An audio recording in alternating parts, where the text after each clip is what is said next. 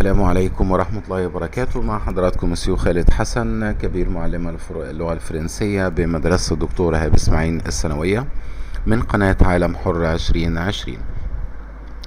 أهلا بكل أعزائي دارسي اللغة الفرنسية، وخاصة هنتكلم إن شاء الله على الألفابي فرنسي، الحروف الفرنسية، وهنبدأ إن شاء الله بالحروف المتحركة وبعديها هننطق كل الحروف مع بعض. بتمنى لكم استفادة كبيرة، وما تنسوناش بدعمي للقناة وتعليقاتكم الجميلة والاشتراك في القناة. وبقدم كل تحياتنا لمديرة المدرسة الجديدة الأستاذة نبيلة عبد التواب شاكر، وهي زميلة أيضا قبل أن تكون مديرة مدرسة نفس التخصص لغة فرنسية.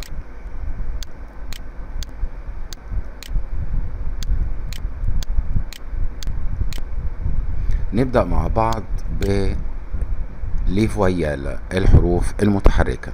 الحروف المتحركة في اللغة الفرنسية هي 7 حروف، ال5 بتوع الانجليش زي ما هما، ولكن هنزود عليهم حرفين.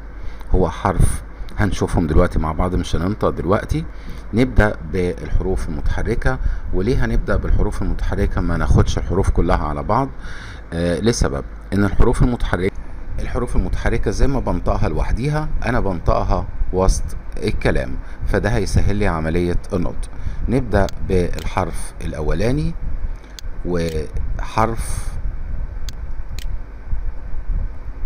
الحرف اللي قدام حضراتكم. طيب انا قبل ما انطقه، لو لا قدر الله حضرتك رحت عند الدكتور هيقول لك افتح بقك وقول ايوه هتقول طيب لو واحد بطنه تعبانة هيحط ايده على بطنه ويقول بالظبط كده.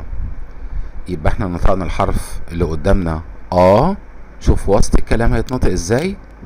انت كده يا جميل، يلا انت صح، برافو عليك. لا، يبقى الحرف الاولاني نطقه وسط الكلام لا.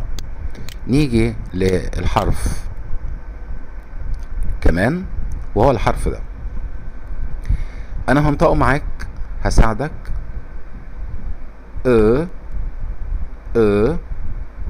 هنضم بقنا ضمة خفيفة ومن الشفايف بس.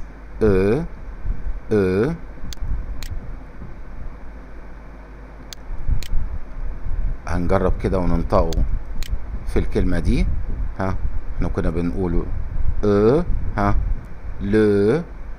ل يبقى زي ما اتنطق لوحده اتنطق وسط الكلام. هنيجي لحرف كمان، والحرف اللي قدامنا لما تيجي تغسل سنانك في حركة معينة بتظهر في البق، سنانك بتبان بتبتسم نص ابتسامة.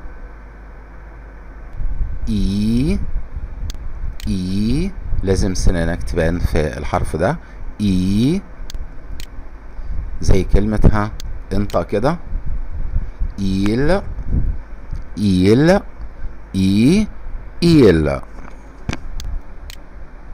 نيجي الحرف كمان، شايف الحرف ده بيلف ازاي؟ عايز بقك يلف زيه كده. هنضم الشفايف ونقول او زي كلمة موا. حرف كمان، شوف الحرف ده انا مش هنطقه دلوقتي، خليك معايا. هننطق الكلمة وهناخد نصها. شايف الكلمة دي اللي اولها حرف ت، هننطقها بس هناخد نصها التاني هو نطق الحرف تي. نصها تمام. تي نصها يبقى الحرف ده نطقه ننتقل الى اخر حرفين، وهو حرف الاجراج وحرف القش. حرف الاجراج وحرف القش حروف متحركة، نطقهم وسط الكلام مش اجراج ولا قش، لا، ليهم نطق مختلف. هنشوفه ان شاء الله في حلقة قادمة. قادمة. عموما حرف الأش أحيانا بنعتبره في معظم الحالات حرف فويال متحرك، وفي حالات نادرة جدا بيعتبر حرف ساكن. يلا بينا نقرأ الحروف كلها مع بعض. الحروف لي فويال ولي كونسين. نقرأ كده مع بعض: A B C D E F G G H H I J K L. اقرا معايا: M N O B Q Q R R S T